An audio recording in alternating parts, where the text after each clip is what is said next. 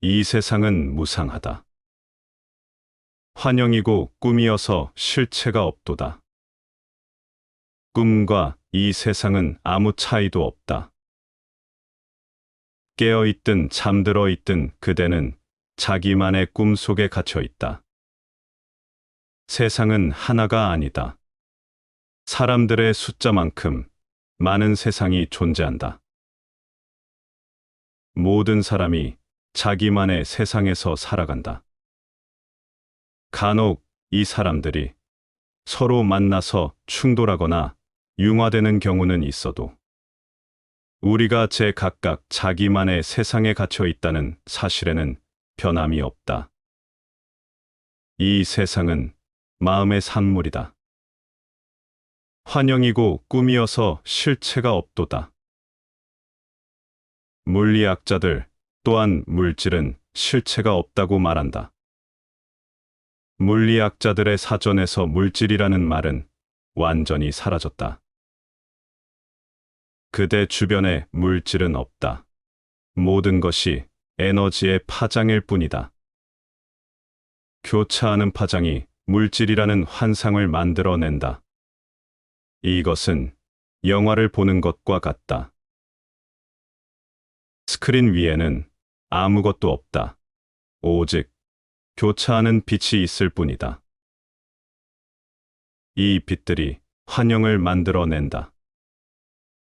이 세상은 스크린 위에 나타나는 영화와 같다. 이 모두가 전기적인 현상일 뿐이다. 오직 그대만이 실제한다. 주시자만이 실제이고 나머지는 모두 꿈이며 환영이다. 깨달음이란 이 모든 꿈을 초월했음을 뜻한다. 보여지는 것은 모두 사라지고 오직 보는 자만 고요하게 앉아 있다. 오직 보는 자만 남았다. 이때 그대는 깨달음을 얻은 것이다. 그대는 실체를 얻었다. 이 세상은 무상하다. 환영이고 꿈이어서 실체가 없도다. 세상을 등지고 혈족을 버려라. 세상을 등지고 혈족을 버리라는 이 말은 크게 오해되어 왔다. 이렇게 오해한 사람들 모두가 세상을 포기한 사람들이었다. 그들은 틸로빠의 말이 자기들이 믿는 바와 일치한다고 생각했다. 그러나 틸로빠가 그런 뜻으로 말하는 것은 불가능하다. 만일 세상이 꿈과 같은 것이라면 세상을 포기하는 것이 무슨 의미가 있는가? 실제로 존재하는 것을 포기하는 것은 가능하다. 그러나 꿈을 포기하는 것은 불가능하다. 그것은 크게 어리석은 짓이 될 것이다. 실제하는 세상을 포기하는 것은 가능하다. 그러나 꿈처럼 실체가 없는 세상을 포기하는 것은 불가능하다. 그대가 아침에 사방에 대고 나는 꿈을 포기했다. 지난 밤에는 많은 꿈을 꾸었지만 이제는 모든 꿈을 버렸다고 외친다면 사람들이 어떤 반응을 보이겠는가? 그들은 그대를 미쳤다고 생각할 것이다. 아무도 꿈을 포기할 수 없다. 다만 잠에서 깨어날 뿐이다. 어떤 선사가 아침에 일어나 제자에게 말했다. 간밤에 꿈을 꾸었는데 해몽을 해다오. 제자가 말했다. 잠깐 기다리십시오. 차를 한 잔 타려 올리겠습니다. 스승이 차를 마시고 말했다. 자, 이제 해몽을 해다오. 제자가 말했다. 꿈에 대해서는 잊으십시오. 꿈은 그저 꿈일 뿐입니다. 아무 해석도 필요 없습니다. 차 한 잔이면 족합니다. 이제 잠에서 깨어나십시오. 스승이 말했다. 맞다. 맞아. 만일 해몽을 했다면 나는 당장 너를 내쫓았을 것이다. 바보들이나 꿈을 해석하는 법이지. 만일 해몽을 했다면 나는 당장 너를 내쫓고 다시는 얼굴도 보지 않았을 것이다. 꿈이 있을 때는 차 한 잔을 마시고 그 꿈을 끝내라. 프로이드와 융, 아들러가 이 일화를 알았다면 크게 상심했을 것이다. 그들은 꿈을 해석하는데 평생을 바쳤기 때문이다. 꿈은 초월해야 하는 것이다. 그것이 꿈이라는 것을 알기만 하면 된다. 그러면 꿈을 초월한다. 이것이 진정한 포기다. 틸로빠가 오해받은 것은 많은 사람들이 세상을 비난하고 포기했기 때문이다. 그들은 틸로빠가 세상을 버리라고 말한 것으로 생각했다. 그러나 틸로빠의 말은 그런 뜻이 아니었다. 그는 이 세상이 무상하다는 것을 알아라. 이것이 진정한 포기다라고 말하고 있었다. 그의 말은 이 세상이 꿈이라는 것을 알라는 뜻이다. 혈족을 버려라. 이 말 또한 가족과 친척을 버려라. 그대의 부모와 아이들을 버려라 하는 뜻으로 생각되어 왔다. 그러나 그는 이런 뜻으로 말하지 않았다. 틸로빠가 이렇게 말하는 것은 절대 불가능하다. 그의 말은 내면의 속박 관계를 버리라는 뜻이다. 그대는 어떤 사람을 그대의 부인으로 생각해서는 안 된다. 이 내 것이라는 생각은 꿈이고 환영이다. 이 아이는 내 아들이다라고 말하지 말라. 이 내 것은 꿈이다. 아무도 그대의 소유가 아니다. 아무도 그대의 것이 될 수 없다. 누군가를 그대의 소유로 보는 태도를 버려라. 내 아내, 내 남편, 내 친구, 내 원수. 이런 생각을 버려라. 내 것이라는 관념을 버려라. 이런 관념을 버릴 때 돌연그대는 혈족을 포기하게 된다. 아무도 그대의 소유가 아니다. 이것은 그대의 아내에게서 도망친다는 뜻이 아니다. 도망친다는 것은 아직 그녀를 그대의 소유로 생각하고 있음을 보여준다. 그렇지 않았다면 왜 도망치겠는가? 틸로빠는 그대의 아내와 아이들, 친족을 버리라고 말하지 않는다. 절대로 그런 뜻이 아니다. 그의 말은 마음속의 인연을 버리라는 뜻이다. 이것은 아내와 상관없는 문제다. 그녀가 계속해서 그대를 남편으로 생각한다면 이것은 어디까지나 그녀의 문제이지 그대의 문제가 아니다.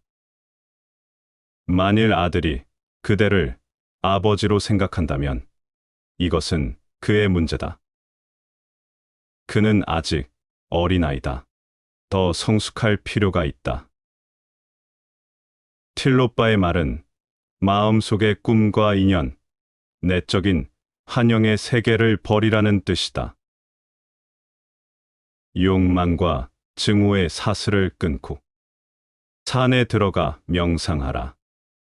이 말 또한 산으로 들어가 은거하라는 뜻이 아니다. 지금까지 이렇게 해석한 많은 사람들이 아내와 자식을 버리고 입산했다. 이것은 절대적으로 잘못된 태도다. 틸로빠가 말하는 뜻은 훨씬 더 깊다. 그의 말은 그렇게 표피적이지 않다.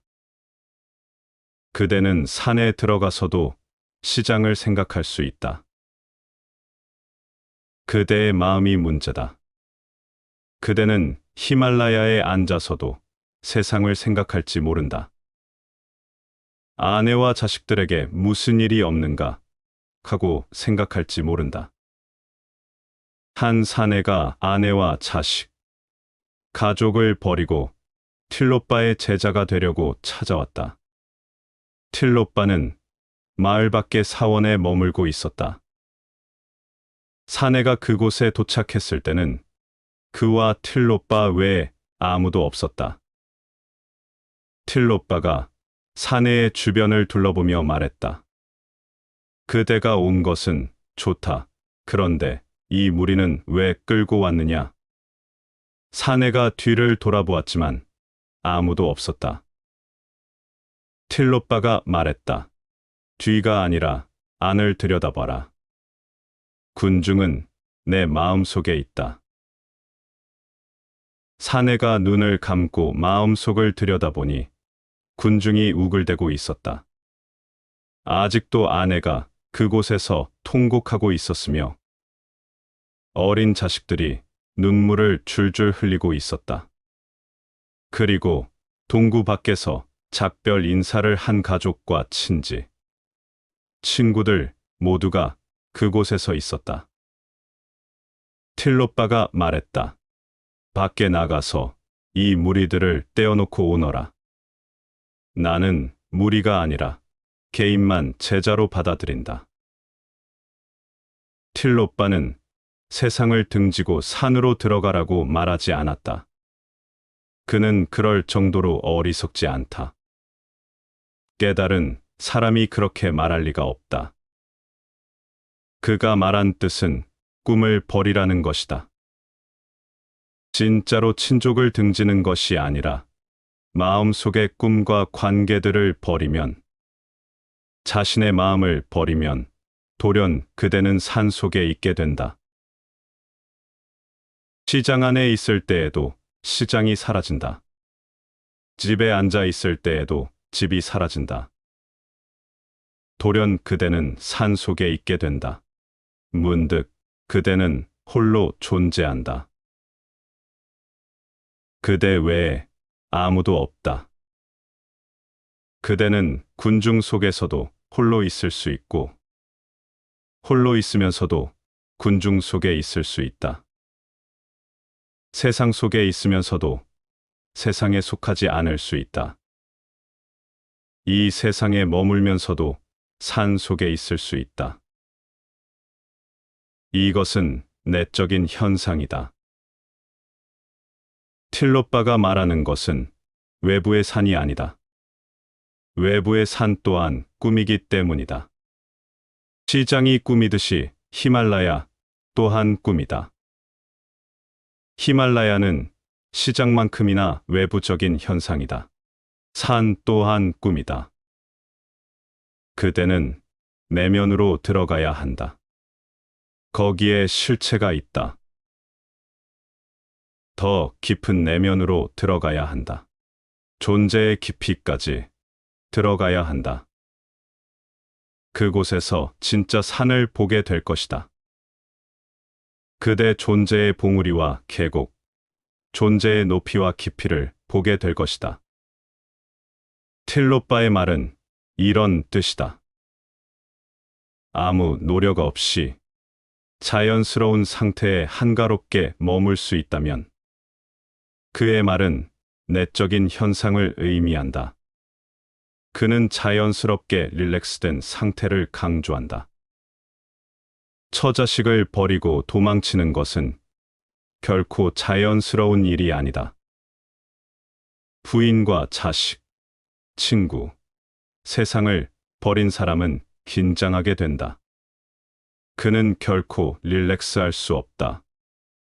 포기하려는 노력 자체가 긴장을 낳는다.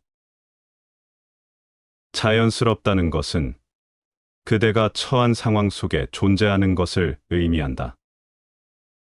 어디에서 자신을 발견하든 그곳에 있어라. 그대가 한 여자의 남편이라면 좋은 일이다.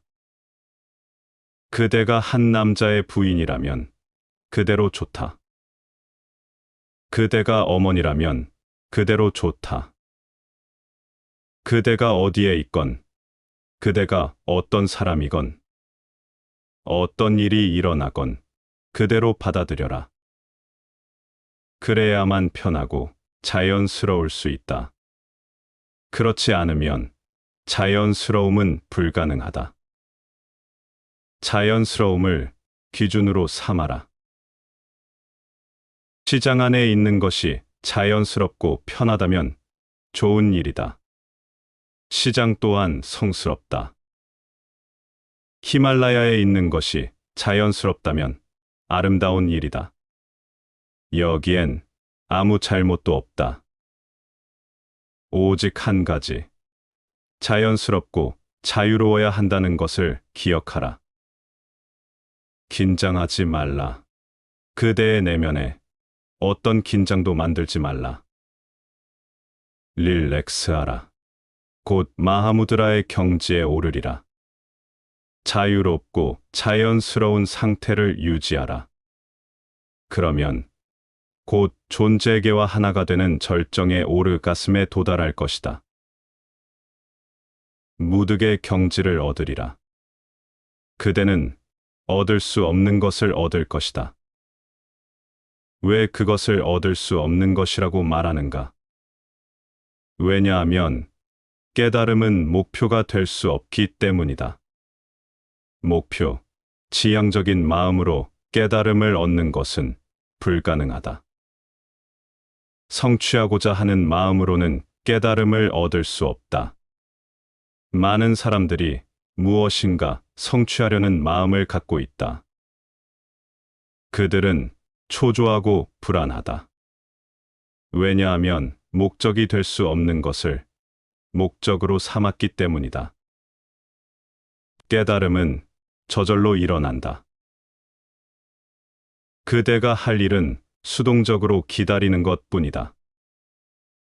느긋하고 자연스러워라. 때가 오기를 기다려라. 모든 것에는 때가 있는 법이다. 때가 되면 그 일은 저절로 일어날 것이다. 왜 서두르는가? 서두르면 끊임없이 기대하게 될 것이고, 초조함과 긴장이 사라지지 않을 것이다. 그러므로 틸로빠는 말한다. 무득의 경지를 얻으리라.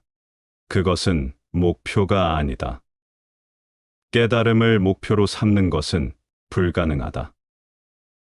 나는 그것을 얻고 말겠다라고 생각해서는 안 된다. 화살이 관역을 맞추듯이 깨달음에 도달하는 것은 불가능하다. 관역을 향해 날아가는 마음은 긴장되어 있다. 그대가 준비되면 깨달음은 벼랑간에 찾아온다. 발자국 소리도 없이 갑자기 찾아온다. 그대는 그것이 오고 있다는 것조차 인식하지 못한다. 갑자기 그대는 꽃이 피어나는 것을 보게 된다. 문득 그 향기로 가득 차게 된다.